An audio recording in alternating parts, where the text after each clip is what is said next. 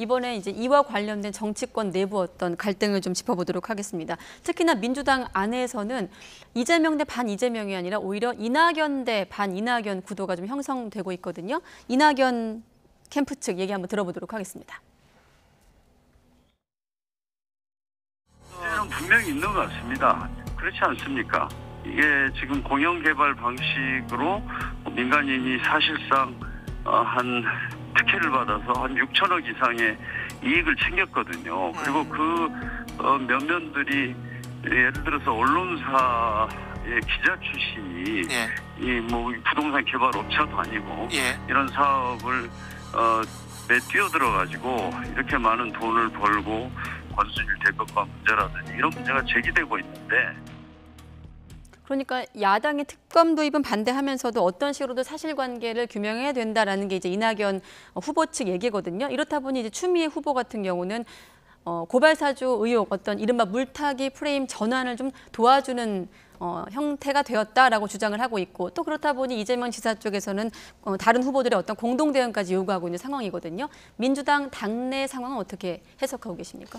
이게 흡사한 것이 국민의힘에서 고발 사주 의혹이 있었을 때 여러 주자들이 어떤 반응을 보였느냐 했을 때 결국에는 민주당이라든지 반대 적쪽을 주로 치는, 그러면서 자연스럽게 윤석열 전 총장을 좀 방어하는 그런 국면이었었거든요. 질문 드리려고 했는데 양상이 조금 비슷해요. 내용은 다르지만. 적의 공격이 닥쳐올 때 어떻게 할 것이냐. 여기에서 이제 이낙연 후보 정도면은 뭐 다른 프레임을 가지고 1위 주자를 추격을 하겠지만 여타의 좀 군소 후보라고 할 수 있는 입장에서는 좀 우리 편의 리더에 해당하는 조금 더 1위에 가까운 사람을 보호하는 그런 이치가 또 작동을 하고 있다라고 볼 수 있겠죠. 그리고 두 번째는 선거공학적인 측면인데, 이거는 선거공학이라고 해서 되게 막 음모론적으로 보시지 말고 자연스러운 논리로 보시면 되는 게 어느 쪽이 표밭이 더 넓은가, 1위 후보하고 2위 후보하고. 근데 1위 후보 쪽이 이재명이다라고 판단한 후보들은 이재명 후보의 표밭을 나누어 갖는 것을 더 자연스럽게 추구하게 됩니다. 그쪽 표밭이 더 넓기 때문에. 그리고 민주당은 결선 투표 제도가 또 있죠. 그러면 1차 투표에서 어느 정도로 선전하느냐가 3위 이하 후보들에게 굉장히 중요한 문제인데, 그러면 이렇게 해서 이재명 후보 쪽 표밭을 나눠 갖는. 그러니까 이게 정치라는 게 굉장히 특수하고 재밌는 겁니다. 왜냐하면 이재명 후보를 감싸는 모션을 취하면서 이재명 후보의 표를 갖고 올 수 있는 이런 전략이 또 가능한 거거든요. 그럼 아무래도 자연스럽게 1위 후보 쪽 표밭 나눠 갖자라고 하는 작전으로 가기가 쉽습니다. 세 번째는 좀 더 나아가서 이건 추정을 좀 더 더해서 얘기를 드리면 이제 경선 이후를 또 대비를 해야 될 텐데 1위 후보가 어디냐, 이것은 3위 이하 후보들에게 대단히 중요한 전략이다라고 볼 수가 있겠죠. 이낙연 후보가 저렇게 이제 간접적인 공격을 하는 거죠. 그 대리에서 홍영표 의원이 이제 직접 공격한 건데. 저는 뭐 당연하다고 봅니다. 당내 경선에서 경쟁자이기 때문에 어떤 문제가 발생하면 당연히 그 문제에 대해서 의문을 제기하는 건 당연한데, 아마 이번 주말에 이제 뚜껑이 열릴 텐데요. 이낙연 후보의 저 공격이 유효했느냐, 아니면은 본인은 부인하고 있지만 네거티브적 성격이 있느냐라는 문제죠. 그러니까 저것이 그러니까 이재명 후보가 불안하다, 이렇게 측면이 있으면 아마 이낙연 후보에게 많은 표를 줄 것이고, 아니면 이낙연 후보가 국민의힘에서 공격하는데 거의 같이 기회를 같이 한 거 아니냐. 이렇게 되면 민주당들 지지자 입장에서 이낙연 후보가 예상보다 호남에서 상당히 권리당원 표를 적게 받을 수도 있다라는 겁니다. 그래서 하여튼 이 문제는 뭐 당내 문제니까 상당히 조심스러운 문제이기도 한데요. 두 번에 지금 경선이 벌어지고 있고 지금 표를 던지고 있으니까요. 권리당원들이 이제 ARS, 오늘까지가 권리당원이 끝나죠, 전북에. 그다음에 이제 ARS, 강제 ARS 투표인데, 저는 아마 주말에 당내에서 이렇게 이낙연 후보와 이재명 후보가 저 문제를 갖고서 갈등과 대립을 일으키는 문제는 주말에 호남의 권리당원들이 판결하지 않을까 생각합니다.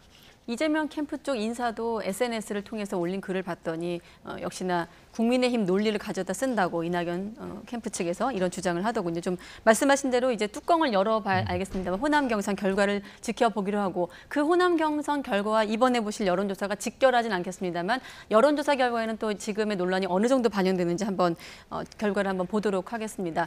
지난 9일에 발표된 게 직전 조사였는데 그때하고 차이가 많이 나거든요.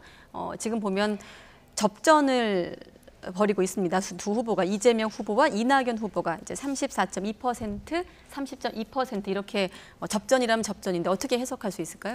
네, 이 적합도 조사는 항상 유념해서 봐야 될 것이, 민주당 후보들을 쫙 나열을 해놓고 민주당을 지지하지 않는 사람들까지 끼워서 하는 조사거든요. 그래서 제가 이런 조사가 나올 때마다 어쩔 수 없이 더 상세한 조사 결과를 찾아볼 수밖에 없습니다. 네. 찾아보니까 민주당 지지층에서 제가 수치까지 다 적어오긴 했는데 말씀드려도 될지 모르겠는데 네. 대충 말씀드리면 민주당 지지층에서 이재명 지사의 우위가 확인이 됐고 그리고 이제 무당층에서는 좀 이낙연 후보가 앞서고 있어요. 이 부분은 무당층은 민주당을 지지할 가능성이 그래도 국민의힘 지지층보다 높기 때문에 네. 이낙연의 외연 확장성 어느 정도는 확인이 되었다라고 볼 수 있겠고 국민의힘 지지층에서 조금 더 그 이낙연 후보에 대한 지지가 조금 더 높았습니다. 이거는 여러 가지 해석이 가능하겠지만 이런 것들을 종합적으로 놓고 본다면 네. 경선이라는 건 결국에 지지층 의사가 중요한 거거든요. 그렇다면 이 적합도 조사에서 보이지 않는 그 상세한 자료들을 봤을 때는 이재명 지사의 우위, 지지층 내에서의 확고한 우위는 아직까지 지켜지고 있다. 이렇게 해석하는 게 더 맞을 것 같습니다. 그 다만 앞선 말씀하시죠. 호남 지역에서 이낙연 지사가 좀 전 대표가 뒷심을 발휘하고 있다. 여기까지는 어느 정도 뭐 인정할 수 있는 사실이 아닐까 그렇게 보여집니다. 네, 바꿔서 질문을 드리면 앞선 경선 결과에서 이를테면 이제 참패를 한 이낙연 전 대표가 그래도 외연 확장성의 어떤 의미를 가진 결과라고 이제 해석을 하셨는데 그 배경, 그 어떤 성공했다고 한다면 만약 이번 결과만 놓고 봤을 때 어떤 요인이 있다고 보십니까? 외연 확장성 같은 경우는 이제 중도층 경쟁력인데 네. 이재명 후보가 현재로서 민주당 주류로 비춰지는 측면이 커졌거든요. 그리고 거기에 비해서 이낙연 후보의 어떤 스타일이라든지 네. 그리고 정책 노선 이런 것들이 중도층이 봤을 때는 너무 진보적이진 않다. 이렇게 비춰졌을 가능성이 좀 높습니다. 그래서 중도층에서 지지율이 어느 정도 올라가지 않았는가 그렇게 추정을 해볼 수 있겠습니다. 네, 교수님은 어떻게 평가하십니까? 평론가님께서 뭐 자세히 지적하셔왔고, 네. 근데 그런 점이 있는 것 같아요. ALS 조사와 전화 면접 조사의 결과 상당히 좀 다르게 나오는 것 네. 같아요. ALS 조사에서는 이제 뭐 윤석열 후보 이런 사람이 앞서고 이재명 지사가 좀 뒤지고 면접 조사에는 이제 다른 현상이 나타나는데 하여튼 저는 뭐 이런 조사가 민주당의 어떤 관전자적 입장에서 봤을 때는 그렇게까지 왜냐하면 경선 기간에 그렇게까지 나쁜 건 아니다. 왜냐하면 경선이 흥행할 수 있는 것이고 그리고 이제 사실 아직 결정적인 이유로 결정적인 근거로서 여론조사가 나타나는 것 같지는 않아요. 네. 지진다든가 그렇기 때문에 하여튼 근데 중요한 사실은 이런 점이 있는 것 같아요. 그 이번에 전남과 광주의 권리당원 투표율이 굉장히 저조합니다. 39%예요. 예. 온라인에서만. ALS가 이제 들어가면 좀 더 높아지겠죠. 이제 근데 상당히 그건 좀 의아한 면이죠. 왜냐하면 다 지금 집중하고 있잖아요. 호남에서 어떻게 할 것이냐. 그래서 선택을 받겠다라는 하는데 이게 상당히 저조한 투표를 보이고 있다는 측면은 호남에 있는 권리당원들이 상당히 정치의식이 높죠. 정통적인 민주당원도 많고 권리당원들이 뭔가 지금에 벌어지고 있는 화천대유 문제라든가 뭐 수박 논쟁까지 있었잖아요. 이런 부분에 대해서 뭔가 좀 싫어하거나 아니면 곤혹스러워하거나 대권 후보라 그러면은 국가적인 문제라든가 국민적인 문제로서 논쟁을 좀 벌이지 않았기 때문에 그렇기 때문에 투표율이 저조한 거 아니냐. 좀 뚜껑 열어봐야겠지만 저는 그런 해석합니다. 알겠습니다. 이번엔 국민의힘 대선 후보 적합도 결과도 보겠습니다. 역시나 1위와 2위의 차이가 한 4%포인트 정도 차이가 나고 있고 여기 같은 경우 이제 1위가 홍준표 후보, 2위가 윤석열 후보인데 두 가지로 해석할 수도 있을 것 같아요. 홍준표 후보가 여전히 상승세를 유지하고 있다고 볼 수도 있을 것 같고 윤석열 후보가 좀 고발사주 의혹에서 좀 벗어나면서 회복했다고도 해석할 수 있을 것 같고 어떻게 보십니까? 이것도 제가 마찬가지로 상세한 조사 결과를 찾아봤습니다. 보니까 아직까지 국민의힘 지지층에서는 윤석열 다음에 화면까지 좀 준비해 주세요. 네, 윤석열 후보가 예. 좀 뭐 과반의 지지를 받고 있더라고요. 국민의힘 지지층에서는. 네. 근데 홍준표 후보도 상당히 좀 쫓아오긴 했어요. 3분의 1은 넘어가는 수준이었습니다. 네. 그런 측면에서는 지지층 내에서야 어느 정도 추가로 지지를 이끌어내는 부분이 분명히 있고 그리고 특기할 만한 부분은 무당층에서의 지지율이었는데 홍준표 후보 쪽이 조금 더 높았습니다. 이 부분은 무시할 수 없는 부분이에요. 그러니까 분명히 이 바람은 저는 민주당 지지층이 어느 정도 역선택을 포함해서 그렇게 본선에서는 찍지 않을 수 있는 민주당 지지층의 선호도 이런 것들이 먼저 반영이 됐는데 거기서 끝나는 게 아니라 무당층에서의 선호도도 올라갔다라고 하는 부분은 분명히 인정을 해야 될 것 같습니다. 이게 굉장히 독특한 코스인데 보통 정치의 공식이라는 게 집토끼를 먼저 잡고 그다음에 산토끼를 잡는 게 공식이거든요. 근데 지금 역으로 그게 진행이 되고 있다라고 하는 게 홍준표 바람이라고 할 수 있는 그 흐름은 분명히 있는 것 같아요. 근데 아직 근데 여기서도 중요한 부분은 아까도 민주당 경선 시즌이다라고 제가 상기를 시켜드렸지만 네. 국민의힘 경선 시즌이기 때문에 지지층의 의사가 좀 더 중요합니다. 그런 의미에서는 아직까지 홍준표 후보가 윤석열 후보를 넘을 수 있을 만큼의 미천을 확보하지는 못했다. 네. 그 한계는 지적을 할 수 있겠습니다. 사실 윤 전 총장이 국민의힘 입당에서 초기에도 이 얘기를 한 것 같은데 외연 확장성 부분에서 오히려 외부에 영입한 주자보다 홍준표 의원이 조금 더 선전을 하고 있는 게 사실이라면 어떤 의미에서 선전을 하고 있는 걸까요? 5년 전에 홍준표하고 현재 홍준표는 확 다릅니다. 제가 느끼기에는 네. 완전히 변했어요. 그러니까 지금 잘 지적하셨는데 홍준표의 전략은 뭐냐면 밖에서 끌고 들어와서 당심을 바꾸려고 하는 거예요. 좋게 얘기하면 민심과 당심의 동조화 현상이라는 것인데 그건 좀 고급 용어, 홍준표 후보한테 어울리는지 잘 모르겠습니다만 하여튼간에 네. 그렇게 해서 무당파라든가 이제 좀 사회적 불만 세력들 이런 세력들을 같이 지지를 받으면서 자기 자신이 당심을 바꾸게 하려고 하는 것인데 얼마 전에 이제 그래서 성공을 했죠. 상당히 지지율도 오르고. 그런데 얼마 전에 이제 조국 과잉 수사다. 또 오늘도 보니까는 검수완복이다 해갖고 막 공격을 막 받았어요. 토론회에서? 당신은 민주당 대변인 아니냐. 그러면서 사실상 국민의힘 지지층들이 이렇게 옮겨갔었는데 그것이 정체되어 있는 것 같아요. 제가 봤을 때. 예. 그러니까 지금 홍준표의 딜레마가 나타난 거죠.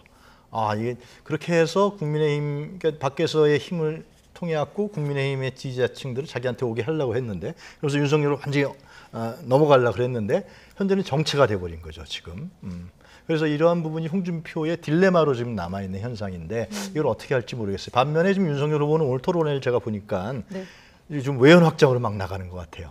중도라든가. 이를테면 어떤 대목에서? 뭐 남북관계 문제 전향적으로 한다든가 11개 공약이라든가 이런 거 네. 했을 때 그런 거 보면은 뭔가 이제 윤석열 후보는 이 자기가 너무나 이제 그동안에 극우나 강경했다. 그렇기 때문에 좀 외연 확장을 하자. 이런 전략인 것 같고 홍준표 후보는 너무나 밖에만 내가 신경 쓴 거 아니냐.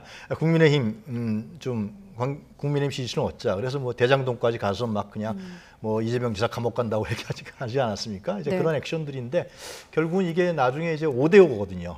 나중에 막판에 5대5.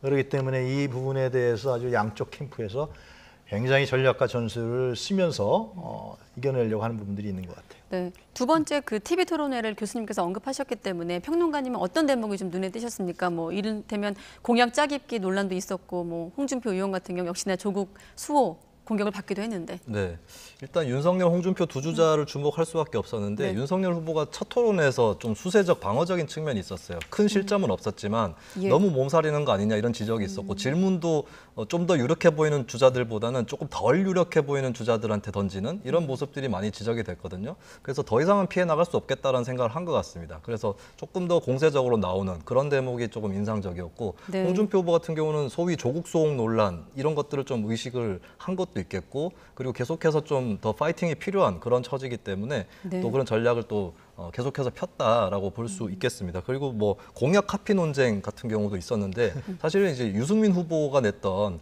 그 군 필자에 대해서 청약 가점을 부여하겠다. 이거는 사실 이 군 공약을 유심히 본 분들은 기억을 하고 있는 거거든요. 근데 그거를 이제 윤석열 후보 측의 공약으로 그대로 나타났는데 이 부분에 대해서 제가 이제 평론가는 훈수를 두는 입장이라서 좀 쉽게 얘기를 할 수 있습니다. 그런 네. 걸 감안해서 좀 지적을 하자면 윤석열 후보는 일단 이거를 안 밝힌 건 문제였습니다. 오히려 밝혀도 돼요.